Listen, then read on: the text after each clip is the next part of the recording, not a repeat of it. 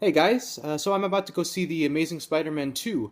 I wasn't really a big fan of the first one, but I've heard some good things, and hey, it's Spider-Man. I'm looking forward to it. So I'll be right back with my review, so stay tuned.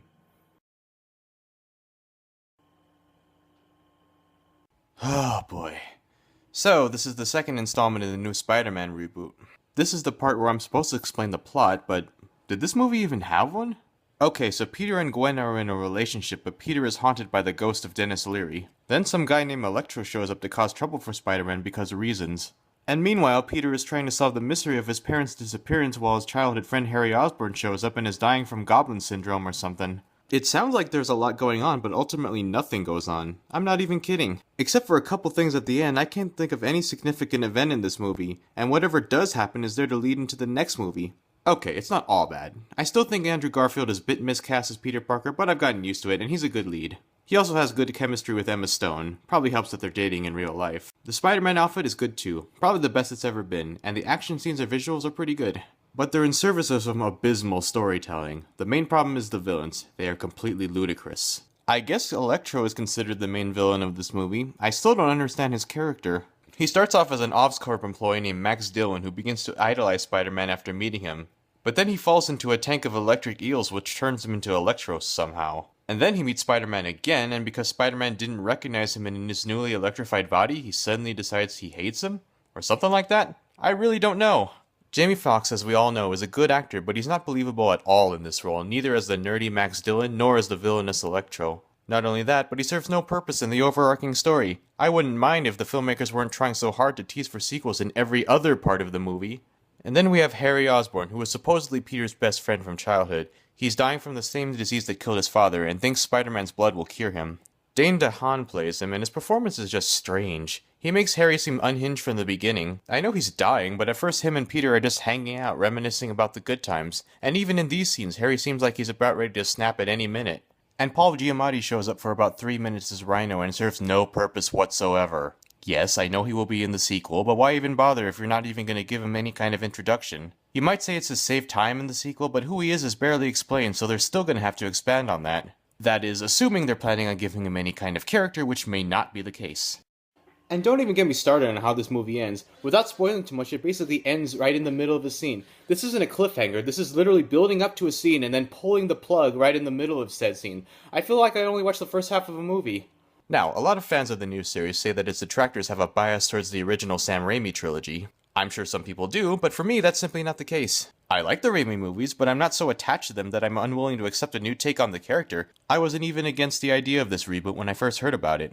But this? I don't even know what this is. It feels like 5 different people were hired to each write different Spider-Man stories, and they just took each script and did some copy and pasting without making any edits and just decided to film it. I'm exaggerating, of course, but I don't think those involved figured out what they wanted, not even while they were filming. For example, Shailene Woodley was cast as Mary Jane and filmed a few scenes with an eye to a bigger role in the sequel, surprise surprise. But in post-production, the filmmakers decided to cut her from the film, saying they wanted to focus on the relationship between Peter and Gwen. Okay, fair enough, that sounds logical, but do you see what I'm getting at here? And if you think this was a simple one-time thing, it wasn't. They did the same thing with the first movie, cutting out most of Irfan Khan's part, which was said to be pivotal.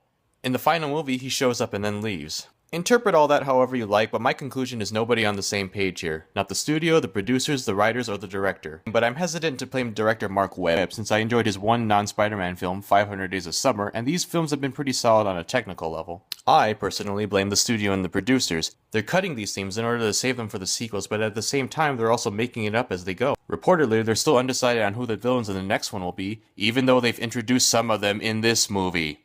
And you know what? Maybe I'm wrong. Maybe it'll all come together and The Amazing Spider-Man 3 will kick ass. I'm not counting on it, but stranger things have happened. But that still won't make this movie not suck. Oh man. You probably think I'm being too hard on this movie, and maybe I am. But I'm being completely sincere when I say this is the worst Spider-Man movie of all. Yes, worse than Spider-Man 3. Ugh, this movie depressed me. I need something to cheer me up. I know. How about I go see a movie about teenagers dying of cancer? The Fault in Our Stars is the kind of story I normally would not bother with. A love story aimed at young adults about a guy and girl who meet at a cancer support group? That sounds like something that will make me vomit by the opening credits. But without knowing who he was at first, I became familiar with the author of the book, John Green, through his various YouTube channels. He struck me as an intelligent, down-to-earth guy with a good sense of humor, and upon seeing rave reviews for both the book and the movie, I decided to give it a shot. So let's dive in.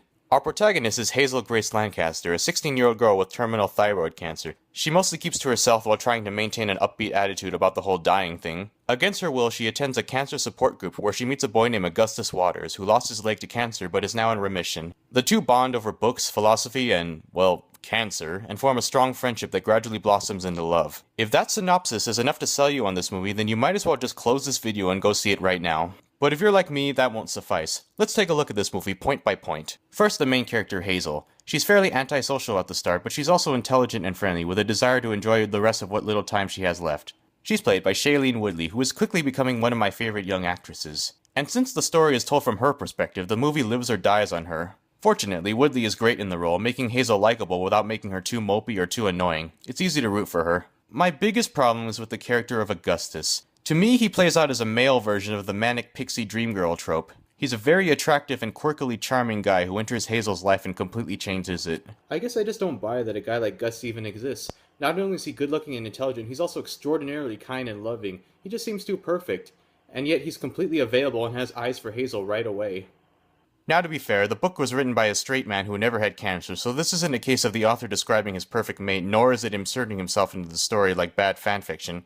And the reason the trope is called Manic Pixie Dream Girl is because most writers are men, and I'm all for turning that around. But this still hurt the story for me. And the reason is because one of the most common praises I heard about the movie and the book is the authenticity, and whenever Gus is on screen, it ceased to feel real to me. Because he's so perfect, so is the relationship with Hazel. Maybe it's because my heart went cold a long time ago, but I didn't see it as a realistic love story. Newcomer Ansel Elgort plays Gus, and he does a good job. Though I've made my problems with the character clear, that's all in the writing. I think the fact that teenage girls on the internet are going gaga over him shows that he did what he was hired to do.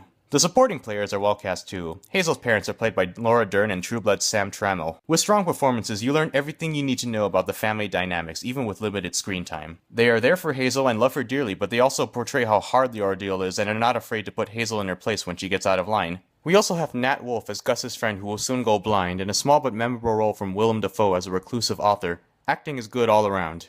Now let's talk about the story and narrative. When your main character has terminal cancer, it's not too hard to get sympathy from your audience. And if you're just aiming for tears, I guess you could make a movie where she's in agony for 2 hours while Everybody Hurts by R.E.M. plays. The Fault in Our Stars undoubtedly goes for the tear ducts, but it's also meant to be uplifting. That's done by injecting a lot of humor and warmth into it. And while I'm hesitant to call the dialogue realistic, it kinda has that Aaron Sorkin effect where everyone is a little too witty, it's solidly entertaining. I've already made my issues with the love story clear, and unfortunately, since it's so prominent, I think it holds the movie as a whole back. It was during those moments that the movie started to feel phony to me. But that aside, though there's moments of heavy-handedness, there's a scene where the characters visit Anne Frank's house in Amsterdam that baffled me. It doesn't go too far and steers clear of being pure exploitation. The characters are determined not to be defined by their sickness, and the film doesn't dwell on the horrors. The director on this was Josh Boone. He's only directed one other film, the indie romantic comedy Stuck in Love. It's hard to get a grasp on how good of a director he is because he sort of takes a back seat here, wisely letting the actors take center stage. Boone sometimes utilizes musical cues and close-ups to amp up the feels, and maybe he could have restrained himself a little more, but when he does it, it doesn't feel like he's overshadowing the acting. There's also some lush cinematography from Beasts of the Southern Wild's Ben Richardson, and a pretty nice soundtrack featuring a bunch of artists I've never heard of. I can't give The Fault in Our Stars an enthusiastic recommendation, but I know from the reactions I've read on the internet that this film has already hit in a big way with lots of people. If this sounds like your cup of tea, go for it. For others, proceed with caution. It's a pretty well-made movie that's held back by its faults. But it's hard not to be at least a little moved. Overall, it's still a little vomit-inducing, but there's enough here for me to say it's worth a look. And no, in case you're wondering, I did not cry. Someone was clearly chopping onions in the theater. Well, thanks for watching. So see you next time.